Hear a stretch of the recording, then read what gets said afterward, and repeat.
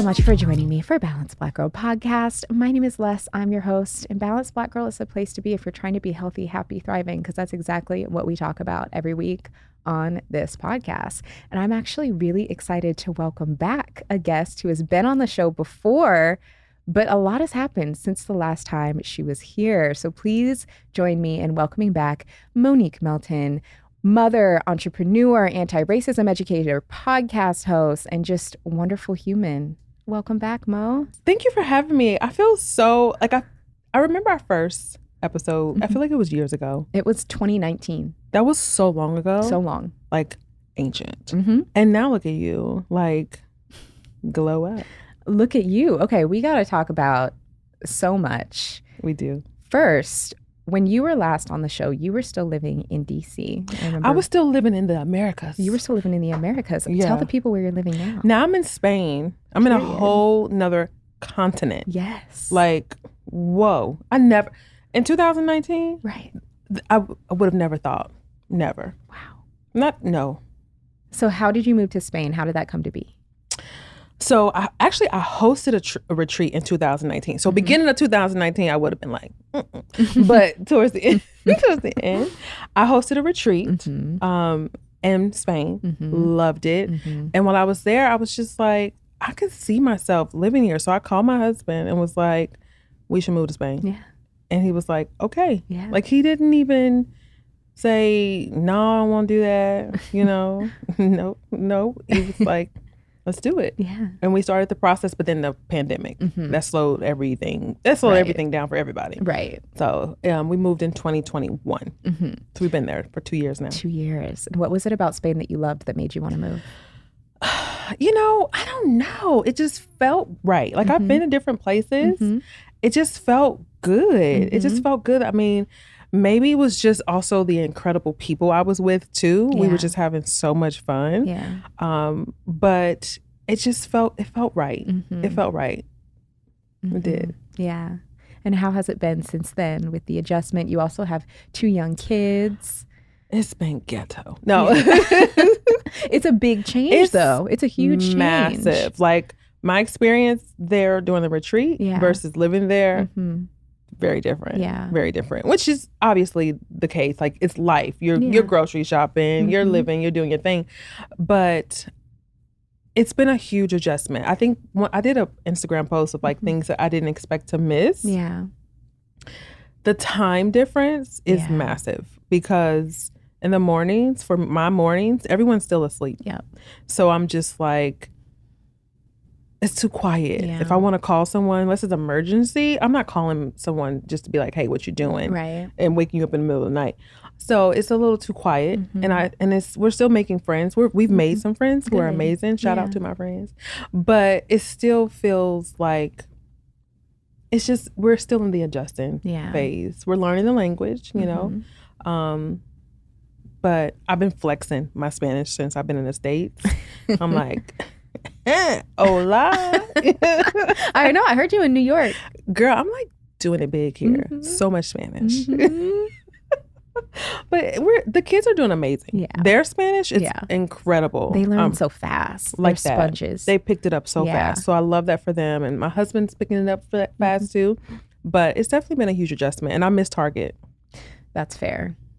Yeah. We don't have anything like it. And I miss brown sugar Pop-Tarts. Yeah, that is very American. And grits. Yeah. And seasoning. They don't be seasoning like that. Yeah. No offense to people who like Spanish food. I think you should do what you want to do, live your life. But I need a little more seasoning. Right. Just a little more. Un poco. Yeah, for sure. Yeah. So do you see yourself staying in Spain? I made a list of all the things that I would want in a place to live. Yeah. And surprisingly, Spain hits almost all of them, except not being close to family and not being a lot of Black people. Yeah. So that's those are big things. Right. Yeah. So we want to stay for a while. We definitely want the kids to finish school. They feel really safe. Although my son came home from school today, he was so mad somebody broke his glasses. And I was like, oh, buddy. But, you know, that stuff. It's not like they were picking on him. Yeah. But the kids are doing really good. So I think we're going to stay for a little while. This is my first time back to the States since I left. 2 years. Yeah.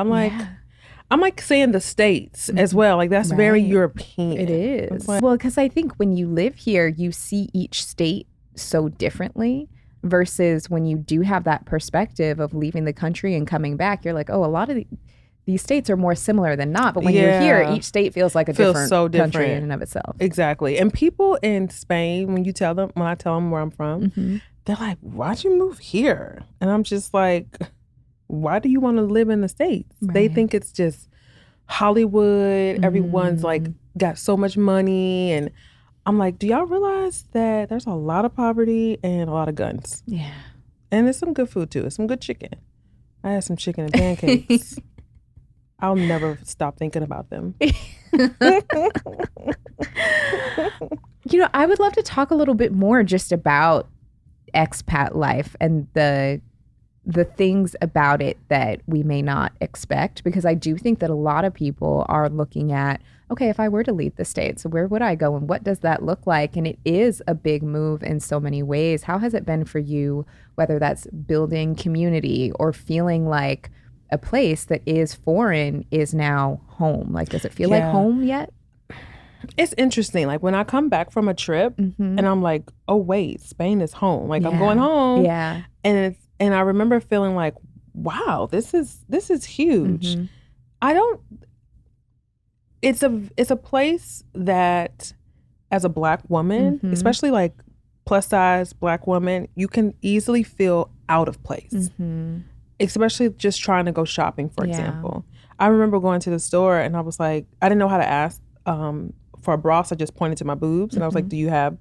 And they were like, no, we don't carry your size. And I was just kind of like, wow. But whereas like I can go to Target. Like the bra I have on now is from Target. You know, this is not sponsored by Target, by the way. But Target, if you do want to sponsor, we need to get on call that. me. Let's do it. Let's do it. But so it's so easy to feel othered. And then also the staring. Yeah. The staring should be illegal the way that it is. Like it is so intense. And the first week we were there, my kids even noticed. They were like, why is everyone staring at like people would literally stop in their tracks, point, grab their friends, point at us, even like little kids. And little kids, you think, oh, well, they don't know any better, but all the little kids doing it, like, what is going on? And people are like, well, maybe they think you're a celebrity. I'm like, sure, maybe, but that still doesn't make me feel comfortable. And I'm not a celebrity in any way. People take pictures of us. What is going on? So, you know, making friends is tough too because I'm not fluent in Spanish. I'm learning. And, you know, going, like even while I'm here, I'm not used to speaking in English and people just understanding me. Right. You know, like when I was out last night and I was talking, and the people who were standing next to us, I was like, oh, wait, they can probably understand me because I'm speaking English. They probably speak English too. You know, you just, my brain hasn't clicked yet that, oh, wait, everyone here probably speaks some English. But making friends is challenging because if you don't speak Spanish fluently yet, you're going to be making friends mostly with like other expats and stuff, which is fine.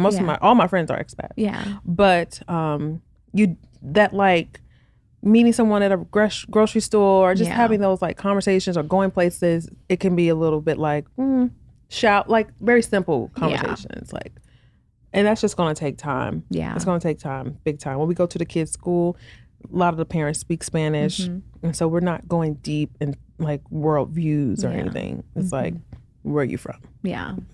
Kind of simple conversation.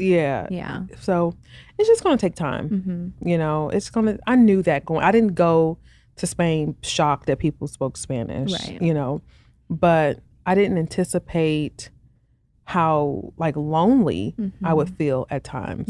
You know, my husband, he's great, but he's one person. You can't make anyone your everything. Right. You know? Yeah. So he's making more friends and like vibing. He said they getting together having chili on tomorrow. I was like, what?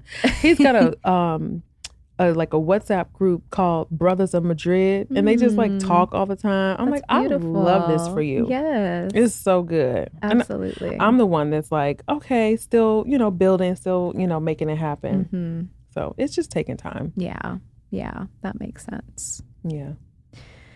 Well, it's exciting to have you back in the States, though, to get to see you stateside for a little bit. Yeah, I love it. How does it feel being back? I'm loving it. Yeah. I'm loving the food. Mm-hmm. The food has been good. Yeah. I've been having a good time. And I want to go to Cheesecake Factory. Absolutely. And my daughter misses Olive Garden. Mm-hmm. She would move back just for Olive Garden. She's like, bring me some fettuccine back. Mm-hmm. But it's been good. It's just nice, like picking up a menu and just like easily reading it, stuff that you just take for granted, being able to pick up something and read the directions, like, oh, this is nice. Mm-hmm. I feel safe, even though I know, there's stuff going on all the time, but I'm not, although when I was in New York, I was worried I would run into like the Ninja Turtles and Splinter. Like they talk about the rats and I just was so scared. Oh. I didn't see any though. Yeah. I made it out. Mm-hmm. Good. I'm glad you didn't see any. Me too. Because I'd be seeing some, but not that often. Not that, I mean, how do you and they're cope? Not that close. They don't come up to you. Like they're not close. You'll just see it kind of off in the distance. Deep breathe. Breathe. So no, I'm liking it though. Yeah. Back visiting for a little bit. Do you think you'd ever move back to the States, or you think people ask me that? My cousin kept asking me that when I saw her. I love my cousin. Mm-hmm. I was like, I don't think so. Mm-hmm. I don't think so. Yeah. I love California, but it's so expensive here. It is. It's again $12 orange juice. I don't understand that. Yeah. Why is it so much? Yeah. That's rude. It's so rude. Some manners. New York makes LA look cheap. Listen, $12 orange juice was in New York too. Mm. So they was the same. I thought after spending 4 years living in LA, I was like, oh, I know expensive. And these past few weeks that I've been in New York, I'm like, it's next level. It's next level. I don't appreciate that. It's disrespectful. It's extremely disrespectful. And I think something needs to be done about it. Worldwide. I mean, honestly, these prices. My orange juice is $3. Right. I mean, that was when I was in Europe earlier this year. I was constantly sprung at how cheap things were in Paris, in London. And prices have been going up, though. Yeah. So you're seeing it when the prices have gone up. Yeah, that's what they were saying. Mm-hmm. But I'm like, perspective from where I'm coming from, it seems cheap. Yeah. It's not. Here it's like, whew. Yeah. I wasn't prepared. I know. It's a mess. I mean, give me an OnlyFans. I mean, listen, whatever it is you gotta do. Whatever it takes. I tell my husband, or either get me a sugar daddy. That works. But I don't want to do anything. Yeah. Like I don't. No sugar. Don't ask me nothing. No. Just send me checks. Right. Venmo. Yep. I tell my husband this would be for the family. Right. Exactly. I don't want a sugar daddy. Please don't nobody message me. Oh God. I don't want a sugar daddy. Mm-mm. Yeah, you can watch your DMs. I've gotten those messages before. I bet you have. They're hilarious. So I'm like, get out of here. Right. So you've had a really big couple of years. In addition to moving to Spain, from a professional standpoint, being an anti-racism educator in 2020 was an experience for you. Can we talk a bit about what that year was like? I feel like I had whiplash, like trauma. Yeah. It was too much. Mm-hmm. I was just having dinner last night with a friend and I was telling her just like how I'm shifting and what I'm doing and pivoting because it's unsustainable to work and talk about these type of things as a Black person constantly teaching and educating about trauma that you also experience to some degree or your relatives and stuff. And so in 2020, I call it the pseudo white awakening of 2020. I went from I think I had 10,000 or 17,000 Instagram followers all the way to 225,000 in 1 week. Insane. It was just like, I would look at my phone and it was just like thousands of new people, DMs, comments, messages, stories, all that stuff. And it was intense. It was intense. I just wish that it was, people say, that must have been really cool. Like, when you think about from a business standpoint, you think, oh, that's your moment. But it was based off of a Black person being murdered. Right. So that's not celebratory for me. That's not celebratory, and it's not sustainable. Because what are we hoping for the next time? Like, that's not how I wish to practice business. And so many of my peers, we feel the same. Yeah. Like, I would love for my business to continue to grow and to thrive from positive things that I'm doing and that I'm putting out there, not Black people being murdered in the street on camera. That's not something to capitalize on. No, not in any way. So that part of it just tainted the whole, growth and all that, because my business did grow like extremely. We would have classes and over 1,000 people would sign up for our classes. Now in 2023, maybe we get 10 people sign up. So it's night and day. Yeah. And so also seeing that just traumatic, that drastic shift like that is also so disturbing. Absolutely. And it just makes you feel like y'all was just playing in our faces. Yeah. Like, sure, send all the money to all the Black people. Like, people were sending Black folks Venmos. Like, sure, do that. I'm not saying you shouldn't. But now some of the same, like, for example, Black-owned businesses, people were buying out their products. Now some of those businesses have had to close. Yeah. They tried to buy the inventory to keep up with the demand, but the demand didn't remain. Right. And so it's hard also to not internalize that as, well, what did I do wrong? Yeah. Why couldn't I be able to sustain this? Well, it was never sustainable. It was a moment, a fleeting moment that was not going to stay because the motivation wasn't in the right place. Right. So I've been shifting. Like, we have the school, the Shine Bright School, which is beautiful. We have a lot of great programs and experiences. But I, as Monique Melton, have been shifting to do more things. Like, I'm writing my book. I'm not taking money advice from white women. That's my book. When does it come out? Do you know? It's 2025. Okay. June. Yeah. Think about it, because next year is 2024. Yeah. Yeah, June 2025. So that's going to be amazing. And I'm doing a lot of coaching, very exclusive coaching, very exclusive. And, just taking naps, resting, absolutely, enjoying my family, like taking the pressure off of feeling as though I need to martyr myself. Right. Because even though I said that I would never do that, it was still way too much to be teaching and working in that capacity. Yeah. So I'm glad that the school can grow and exist and thrive without me having to put so much labor, emotional labor into it. That's re-traumatizing. Right. Because it's like, I was telling my friend just yesterday, it's like being a professor teaching surgery, but yet you're squirmish. It's like, I can't do it, but you still need the students still need to learn. They still need to know how to do it. It just doesn't need to be me. So we have experiences where they're going to be peer facilitated, which I love that, because I believe when it comes to anti-racism, dismantling white supremacy, pursuing Black liberation, that's white people's responsibility. That's not my homework. Right. Like, I can write the books, I can create the classes. You should definitely be under Black folks' direction and Indigenous folks and brown folks and such. But y'all need to come together and gather y'all selves. Like, folks will ask me, well, what should we do? Well, that's the question y'all need to be asking yourselves. Look at your mama, look at your daddy, look at your people and say, why are we not getting our shit together? And let's do it. Exactly. Is this PG? Can I say shit? Yeah. Okay, good. Shit. No.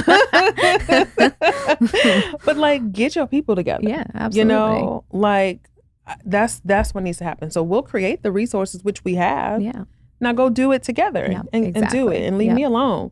Go let me take a nap somewhere. Please. Like Trisha Hersey tells us. I love her work. Don't you love the nap ministry? Love it so much.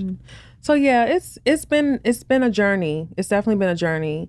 I appreciate the growth and what it's done for me and my family. Yeah. while also holding space for the tension that I would not have experienced it, or maybe I would have, but I did experience it from a place of trauma. Yeah. And you just can't really extract them from each other. Right. Those things are always going to be connected if that's at the root of the growth. So that's why I'm like, let me go do some other things that feel really fulfilling. Like I love coaching. I love working with clients. I'm really good at it. I love writing. I love speaking. I have my podcast. Although it's not this fancy, I need to step it up. I need to get to the next level. This is all I do though, so that's different. This is fancy. I like fancy. It fits you. It does. It fits you. You're fancy. Thank you. I love this. This is great. Everybody, this is great. Yeah. So speaking of fancy, kind of on another tip, but I would love to get into this.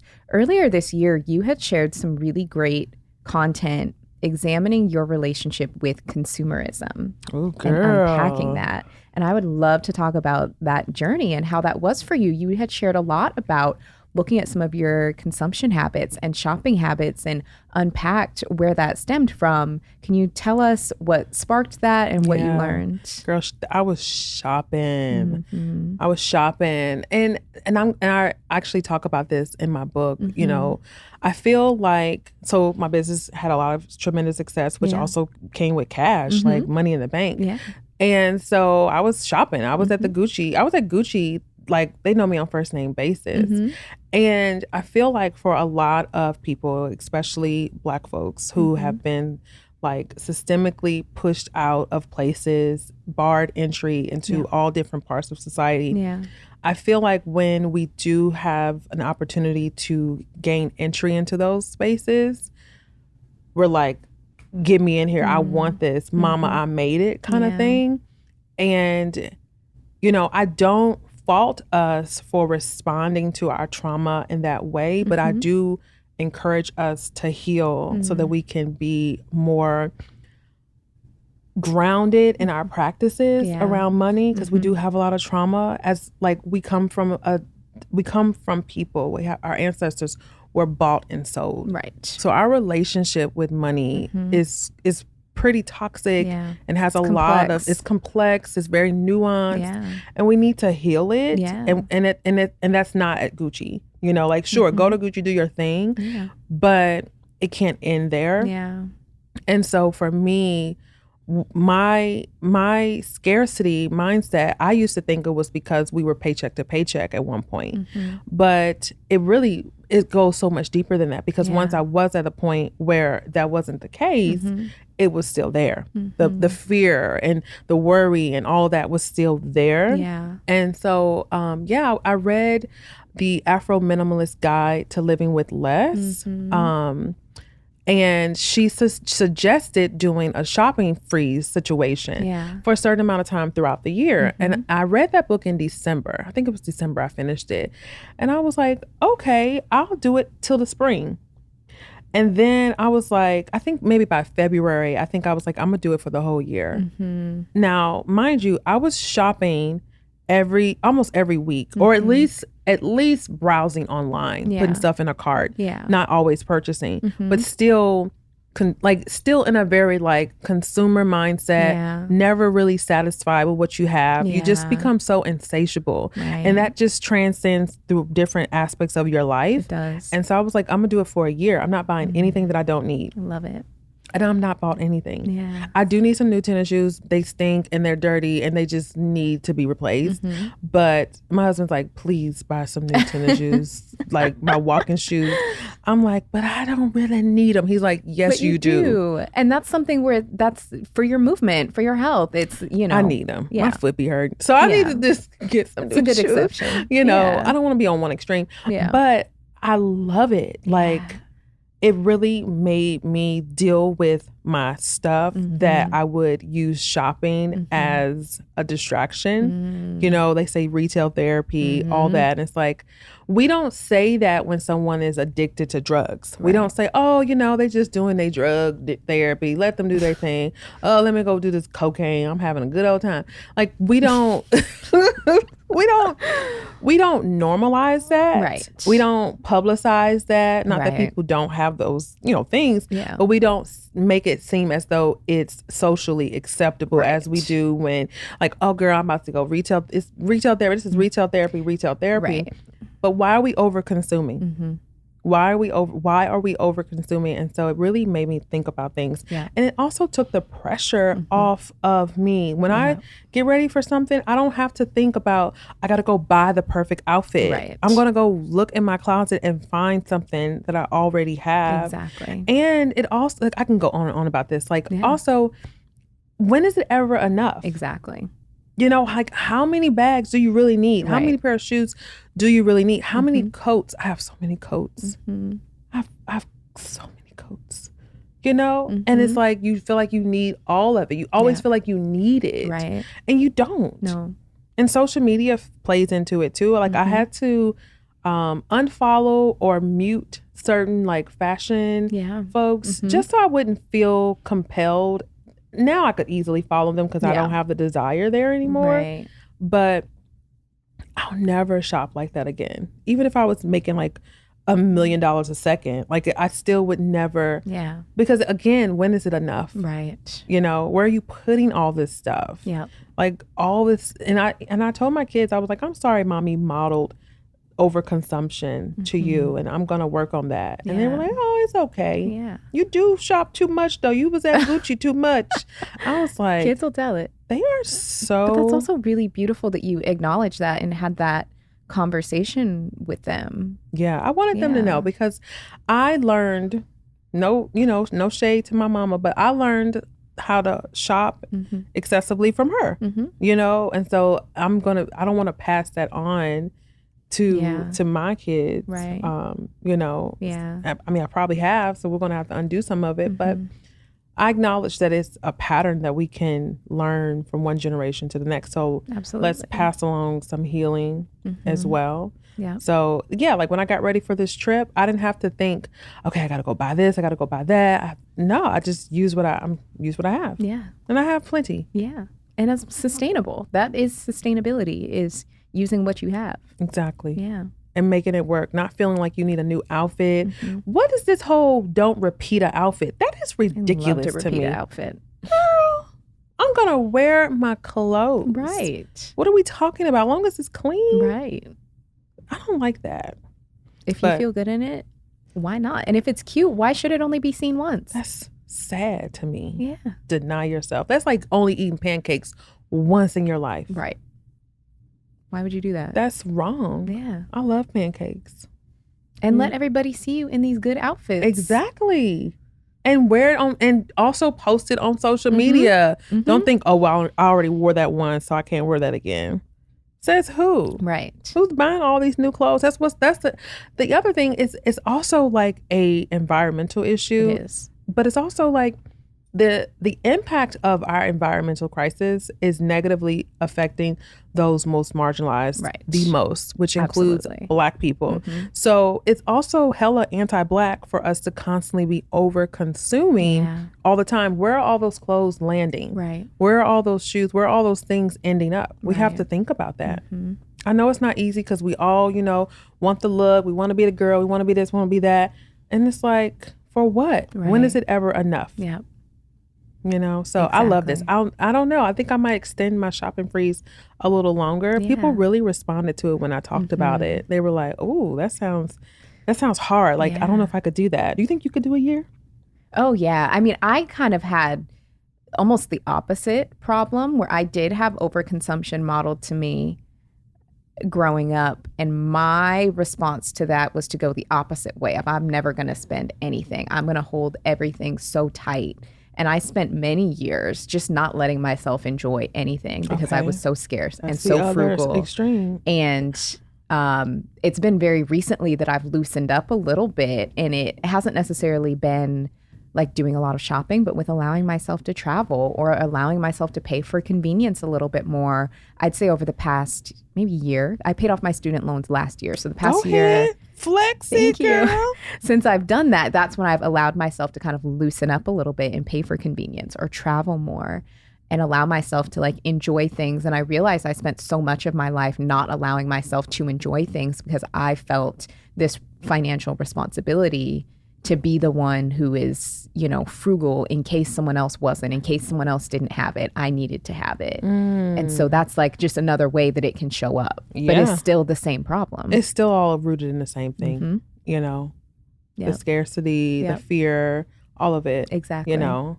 but at least you had some money left over. You wasn't just spending everything, you know, because that's the thing, people go into debt, you know, trying to appear like something that we're not.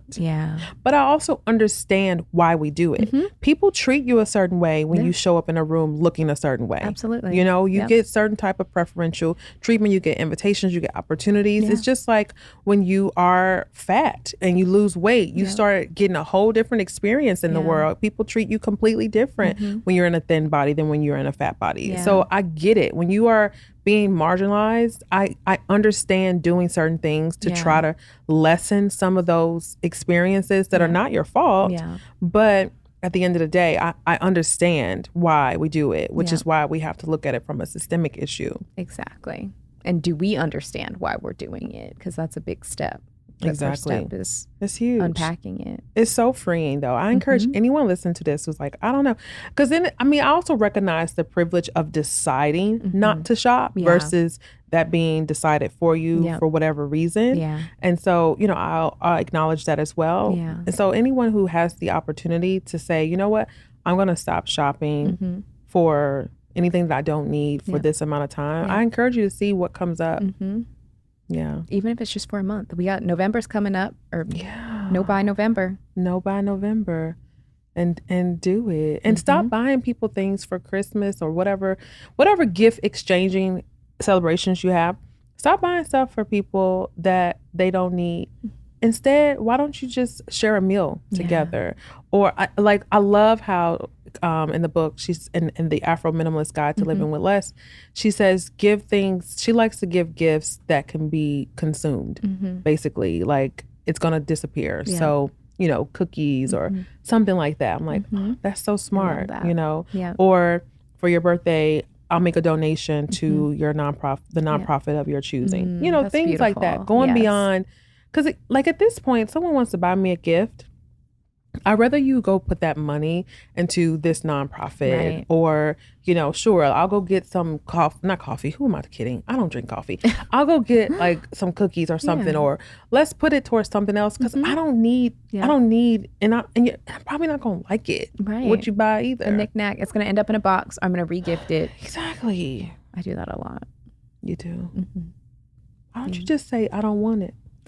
Because it's like you don't want to hurt people's feelings. I think it's kind of people pleasing when we accept things that we. I've never given a gift back, so who am I talking? Yeah, but I do. Maybe we should try that. We should try that, and people will stop giving us things we don't want. Yeah, depends on who it is. I mean, if it's like family, you know, if my parents are like, "Oh, you don't like it? I have the receipt. We can exchange it." That I'm comfortable. A friend, I'm like, I don't want to hurt their feelings. I don't know. You know, gift giving is interesting. It is. Like, why don't we ask people what do they want? Right. Yeah. Why don't we do that? I don't know. Yeah. We have communication We put issues. this merit into being able to read people's minds, but like we can't. No. So many gifts end up in the trash or whatever. And Goodwill. It's useless. Exactly. Yeah, but the over consuming, like the shopping freeze, I call it a shopping freeze. It's just one of the best decisions I've ever made. I feel so proud of myself. Yeah. I've never done this. What is the biggest thing you've learned about yourself in looking at your consumption habits? That I can be satisfied. Yeah.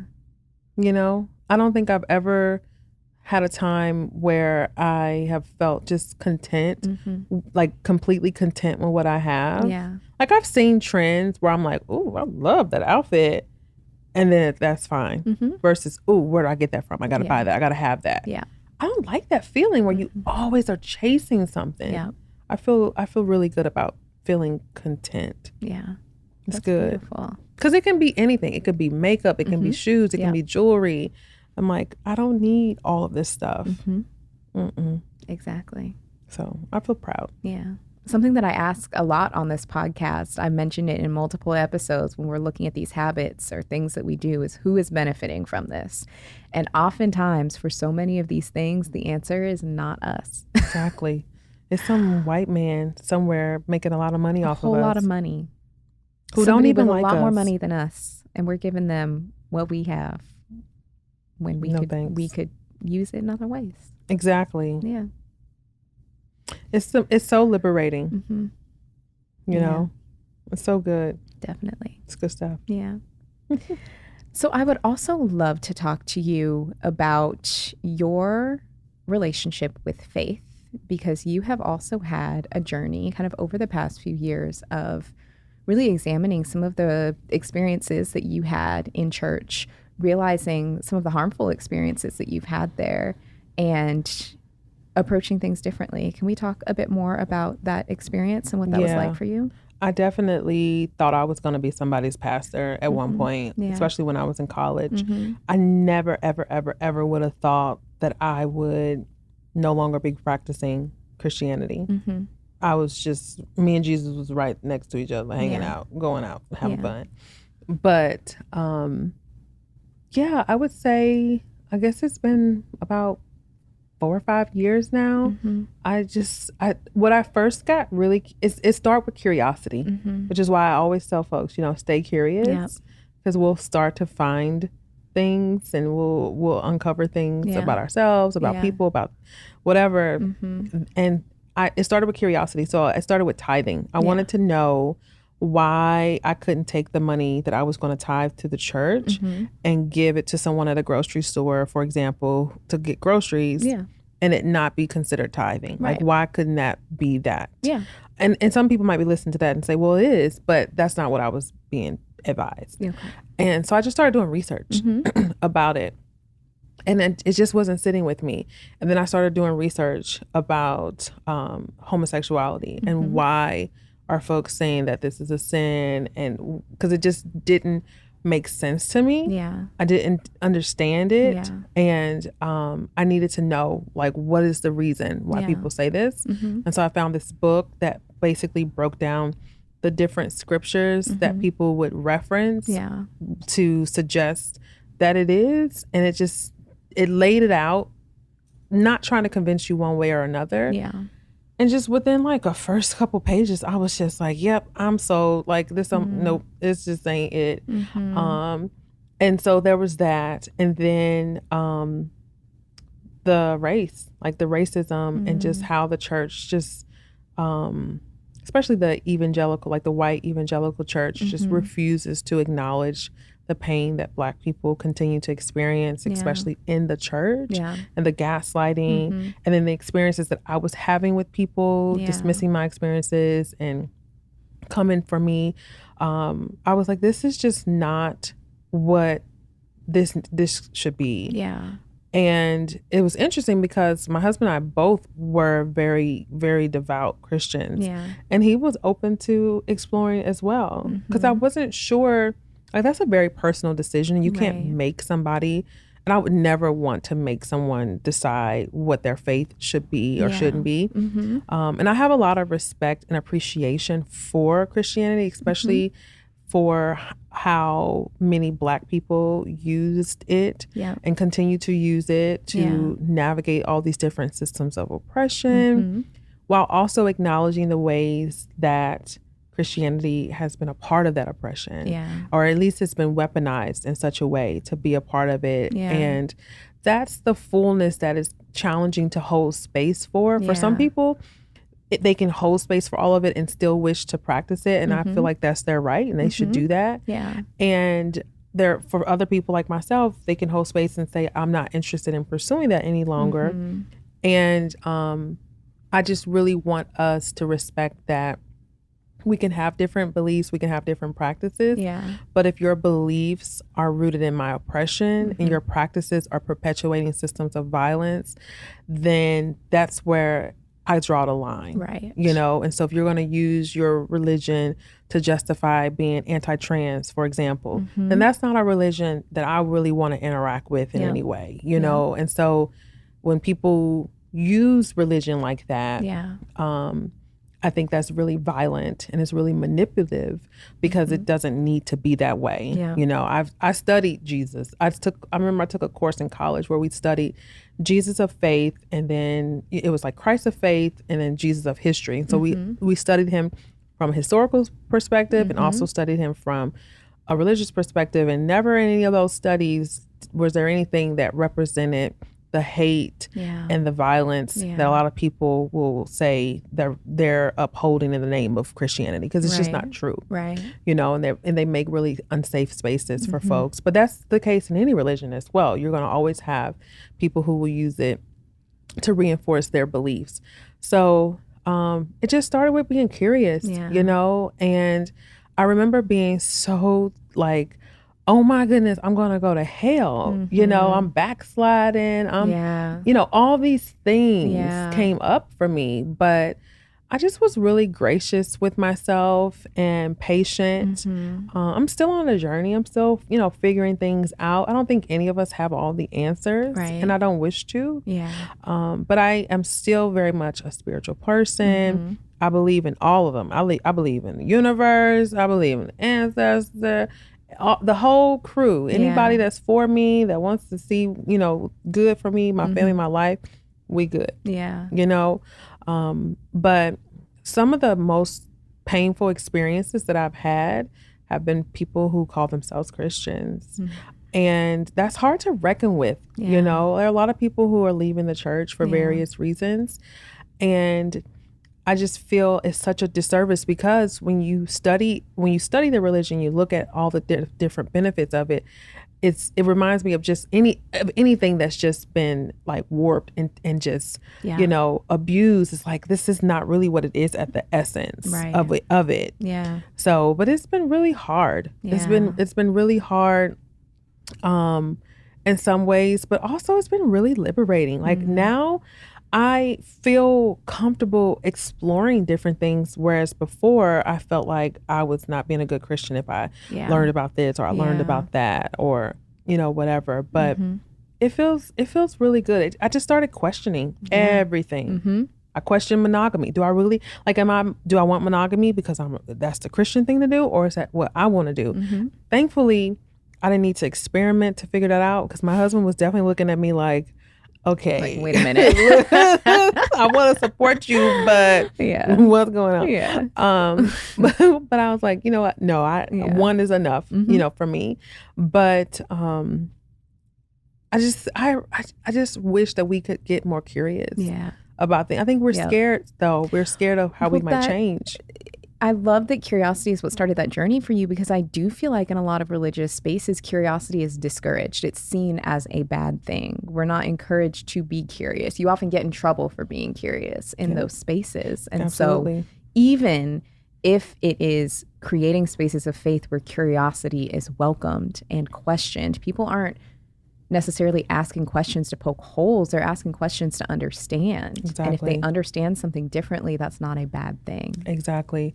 Yeah. But if you think about it, even in like the education system, we're not taught to be curious, critical thinkers. We're taught to memorize things. Memorize, follow the rules, don't question, and that's it. You know, and I want to challenge myself. I want to challenge us to get curious, to use our imagination. You know, this can't be the only way that things can be. You know, there's more to it. But that's the reason why they don't want us to be curious. Because we'll start to ask questions that will lead to poking some holes, maybe, or not. Maybe getting curious makes you feel even more like, getting curious about monogamy. That made me feel even more confident in my decision to be monogamous and getting curious. Whereas just accepting, like, that's what I want. Versus, well, why do I want that? You know? So I think we just have to ask more questions and be willing to be honest about the answers. And accept that some people won't like our answers. And that's okay. That's their business. That's not mine. And did that journey lead to difficult conversation with friends, with family who are still in the church? Oh yeah, and ending of a lot of friendships that I didn't think that would end. Yeah. My family was surprisingly like, okay, you know, like they don't try to push it one way or another. Yeah. I remember my mom was like, "Do you go to church in Spain?" And I was like, "No," and they were like, I said, "But you know, we don't practice Christianity anymore." And my mom was like, "But you still believe in God, don't you?" Like she was just like, really. I was like, "Yeah, I believe in many things. You know, I believe in many things, and I appreciate where I am in that process. Yeah, you know, I never would have thought I would be here. So I can say that about so many things about my life. Yeah. Living in Spain, right? You know, not practicing Christianity anymore. Yeah. Like even just changing in the work that I'm doing. Like I didn't think I would. Yeah. But that's where the curiosity can lead us to different parts of ourselves and the evolution of ourselves that can be exciting and excruciating. Yeah. It's definitely been excruciating. Yeah. You know, and that's the part where it's like, why did I do this again? But it's good too though. Yeah. Yeah. Sometimes curiosity can lead us to ask some tough questions that can have painful answers. Exactly. Yeah. But it's worth it. I want to feel confident and solid in who I am. Yeah. And not just be a version of someone else's rules. Right. And just a manifestation of what other people say I should be. I want to be confident and solid in who I am and be intentional about who I'm becoming. Right. Yeah. That's not been easy though. I can relate to that a lot because I think in a lot of those spaces, there's very much a promotion of like one way of being and one set path. There is such a, I think, focus, especially in religious spaces, if you're a woman, on getting married, having kids as soon as possible, doing that as much as you can, and that like that is all that you are here for. And for those of us who haven't done that yet, it's like, okay, well, where does that leave us? Exactly. What does that mean? Are our lives not worth living if we haven't done that? What if we never do that? Exactly. Then what? What if you don't want to do that? Yeah. Then what? Is your life just a waste? Yeah. That's terrible. Right. But there are a lot of people who feel like their life is missing something because they haven't achieved some type of like arbitrary level of something. Yeah. You know, there are a lot of people who have children because they feel like they're supposed to. You know, they get married because they feel like that's what they're supposed to do. Yeah. You know, and maybe you do that and you feel like later on down the line you think about it and you're like, you know what, this was the right decision for me. Yeah. Ideally. I'd hope that's Ideally. how people feel. But we don't, because you know how people say to people who are child free, especially child free by choice, that you're going to regret it.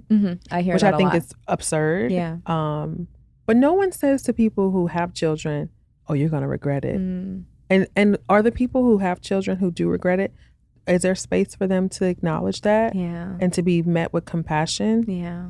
Because I think there are a lot of people who are in that space and feel lonely and feel like they can't speak about it because then people are going to feel like, oh, well, you don't love your kids or you don't this or you don't that. Yeah. But I think we just really need to hold more compassion across the board and stop feeling as though we need to tell people what they need to do with their lives and instead support people in the decisions that they make for themselves. Right. There's a lot of judgment. There's so much judgment. And it's like, how you going to judge my life when you're not even happy with yours? Right. You know? Not everybody needs to have kids, you know? You're not wrong. Kids are a lot of work. They are. They're a lot of responsibility. Yeah. You love them, of course, but they require a lot, as they should. They're humans. They're whole human beings that you're responsible for. Yeah.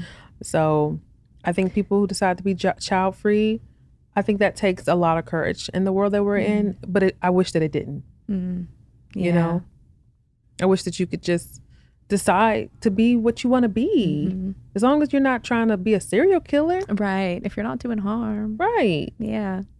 But I think sometimes when you make choices that are different from other people's. It almost holds up a mirror to what those people's choices are. And that can make people feel very insecure.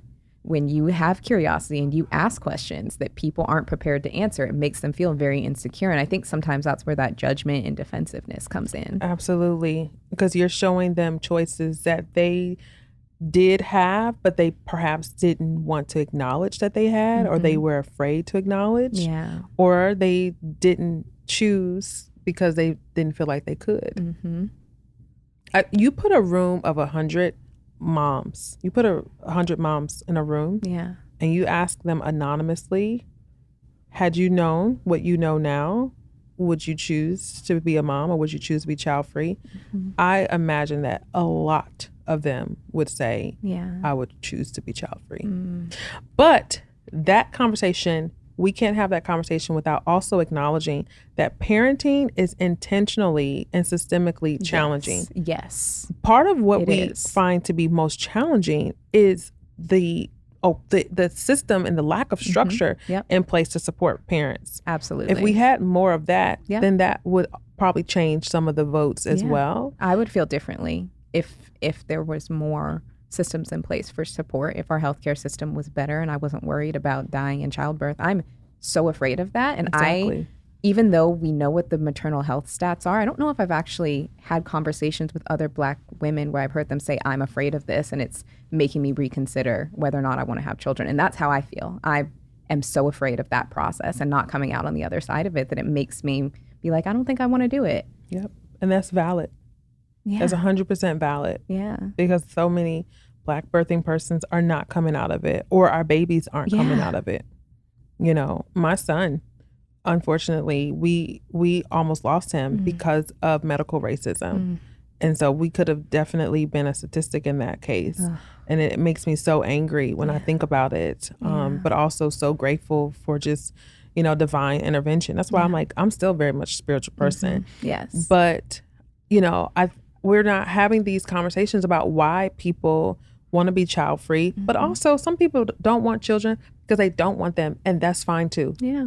You know, like there could be all the systems in place in all the world, and they're still like, I don't want that. Yeah. No different than I don't want avocado toast, although it's a much bigger, responsibility.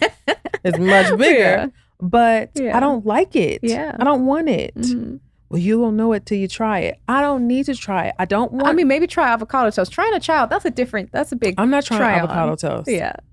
Have you never had avocado toast? We are in Los Angeles, and you haven't had. This is the avocado toast capital. It is. Mo. I need a burger on there. Avocado on burgers is delicious. That's fine. Yeah. But then it's not avocado toast anymore. It's fair. A burger. It's a burger with avocado on it. It's just mush. Yeah, but that's why the bread is toasted. It's crispy bread. It's, you know, it's good. It's a good time. It's delicious. I like guacamole. Great. Love that. With tortilla chips. Yes. Crunch. Absolutely. Crunch. I'm just glad you like avocado. For a second, I was worried that you didn't like avocado. I do like avocado, although avocado is not really a star, but hey. That's okay. I accept that. But I just, again, like, we make people feel like they have to explain their decisions that are, it's like, this is my decision. Like, it doesn't matter if you don't like avocado toast. Exactly. It doesn't. No. Unless I was doing a brand deal with avocado. That would be very disingenuous. It would. Although I like avocado. I like guacamole. Okay. Good. But yeah, I do think sometimes we get a little overly concerned about other people's choices. And I feel like social media has kind of heightened that a little bit when we see people online who make other choices or do other things. Sometimes the comment section be wild for no reason. It doesn't have to be. Because sometimes I think we look for other people to validate our choices. Yeah. And so if you're not doing something that I feel like you should be doing or that I want you to do to validate me, then it's like making me question myself. Yeah. We're always looking for external validation. You know, it's like you can validate yourself. Right. And sometimes questioning yourself isn't bad. Exactly. Sometimes being like, this choice I made, was it the right one? Was it a good one? Would I do it again? Sometimes asking that question can be good. Exactly. But also learning how to accept the discomfort that comes in questioning yourself and accepting the truth that, you know what, not every decision that you make is going to turn out to be something that you feel so good about. Yeah. And that's okay too. That's a part of the human experience. Exactly. I look at outfits and I'm like, what was I thinking? That was not a good, that didn't come out good. But in the moment, it was hidden. Yeah. We've all been there. I could think of one right now. I'm picturing it. It was not cute, but I thought I was getting it when I put it on. And it probably was cute at the time, but like our definition of cute changes as we change. I'm trying to help. You. I don't know what was going on. I needed a full length mirror that day, probably. Yeah. So what are some things that you're choosing in your current season of life? What are you choosing right now? Peace. Choosing peace, choosing me. Yes. You know, like choosing growth, which comes with the discomfort. You know, choosing to go after things that I want. Yeah. And not feel like I need to explain things to anyone or justify that. Just peace. I really just feel like peace and joy, abundance. You know, it's like beautiful. Just having a good time and just being me, enjoying this life that I get to live. Like sometimes, like I was just reflecting on how special it is when someone shares time with you. Yes. You know, because time is the one non-renewable resource that we have. Yeah. And so when someone says, I'm going to spend time with you, and they go out of their way, that is something to just truly treasure. And so I've been experiencing that since I've been here. Yeah. And it's all like, you know, compact. So it's like, this is so special. I feel so much gratitude for people taking time out of their day to be with me. Yeah, that's beautiful. I was reading this book recently. It's called Off the Clock. It's actually a really good book. It was about time management.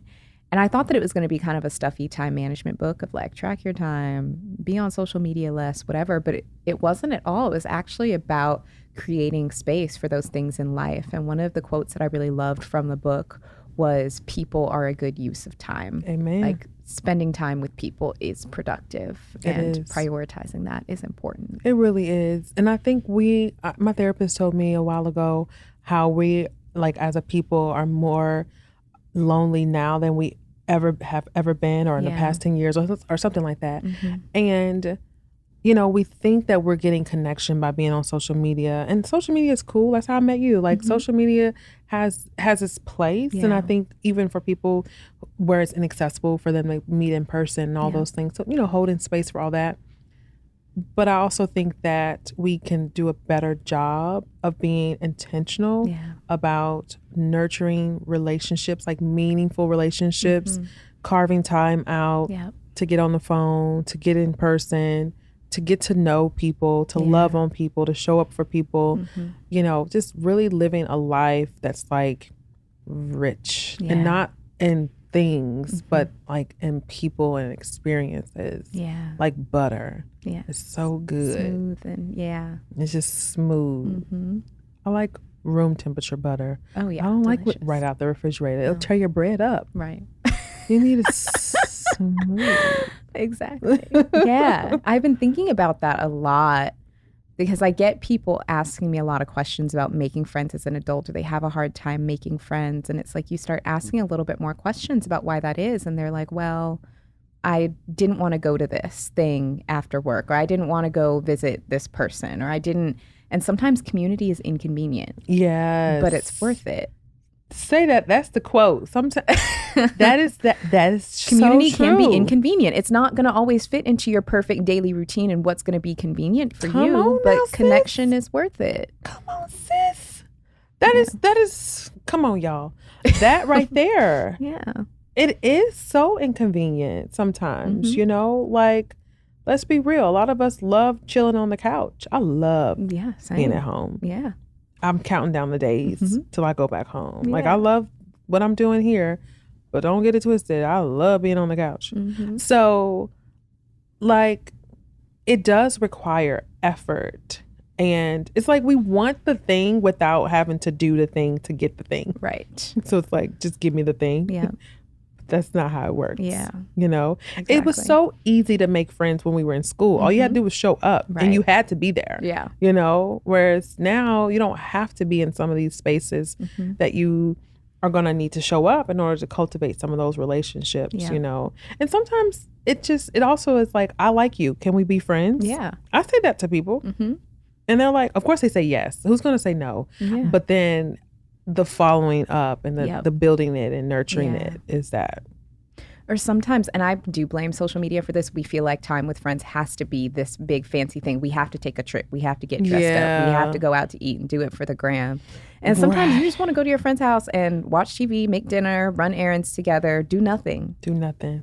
Just sit around. Yeah. Just sit around. And those are actually kind of the best times. I miss running errands with friends. Like, let's just go do this and that. Yeah. Yeah. Those days are gone because I'm not running errands with friends in Spain. Yeah. Chris going to the store. I'm staying at the house. Yeah, but those are those precious things that we take for granted. Yeah. You know, I don't think there's anything more important in life than relationships. Yeah. Whether that's the relationship with yourself, with others, with community, with the earth. Yep. I think we need to do a better job taking care of the earth. What the hell? You know? Yeah. So I don't think there's anything more important than that. But instead it's how to make 6 figures tonight, you know, or how to be the billionaire and how to make more money. It's always like more money. I know. Capitalism is choking us all out. Choking us out. And not in a good way. Because some people like a little choke. Not in that way. Not in a good way. I told my husband, I'm like, give me a little. And he was like, I am not. Oh, just a little choke. Little smack, you know, God. Something. Girl, we've been together for a long time. We gotta spice it up. Listen, 20 years. We gotta spice it up. Give me a little choke. I know, high school sweethearts. That's beautiful. That's so funny. People are like, oh, she kinky. No, I'm not. I want to be kinky though. Yeah, explore that curiosity. I think that's where it starts. Get some tools. Get curious. Yeah. Yeah. I support it. Yeah, but it is. Capitalism is definitely like the name of the game, and it doesn't have to be because it's traumatizing all of us. It is. It is. And it's like, yes, we need money to, you know, all this costs money. None of this free. Right. You know, but again, when is it enough? Even when you're thinking about making money. Yeah. Well, how much do I actually need to live the type of life that I want? Do I have to keep making more all the time? Is it ever always enough? Striving. Yeah. That's exhausting. It is. And it's dehumanizing. Like, it's not even natural to like our body, and we need periods of rest and rejuvenation, all those things. You know, nothing on earth is constantly blooming. Yeah. Unless it's genetically modified, maybe. Right. Maybe they got that. Welcome back to the States. I know, right? The corn. Ooh, yeah. It's in everything. The high fructose corn syrup. The corn, the soy. Oh. Yeah. But the Skittles are so good. They're that nasty. red 40, really. Give me the red 40. Give me the red 40. Give me the high fructose. It's only for a little bit. Yeah. Because them Skittles, the wild berry Skittles, are the best. They don't have those. Yeah. Even our Ritz crackers don't taste the same. And they're probably organic or something. They're sad. I'm going to take some Ritz back. You should. And Pop-Tarts and grits. Get those brown sugar Pop-Tarts back. And Cheetos. Yes. Look, I got a list. Absolutely. Mo, thank you so much for coming back to the show, for joining me, and just for sharing your experiences. You shared some things that were definitely sensitive to talk about in terms of your relationship with the church and consumerism and the real experiences of moving out of the country. So I just appreciate your honesty and vulnerability. Thank you for having me. Absolutely. So how can people find you? How can people support you? On the gram, Mo Motivate. If you want to learn more about the school, what we're doing is shinebrightschool.com. Yes. And we have a YouTube channel. We have an Instagram for the school as well. My book, I don't have a we'll do it when you'll it come back on the out. show when the book comes out. Book comes out. But the book's going to be amazing. Yes. So yeah, MoniqueMelton.com. Perfect. All the things. Amazing. Well, we will make sure that all of your information is linked in the show notes, so it's easy Thank for people to you. find you. Thank you so much. Thanks for being here. So thank you so much for tuning in this week. I hope you enjoyed this conversation. If you did, please leave us a rating and review. It helps so much. Make sure you're subscribed on Apple, Spotify, YouTube, and I'll see you next week.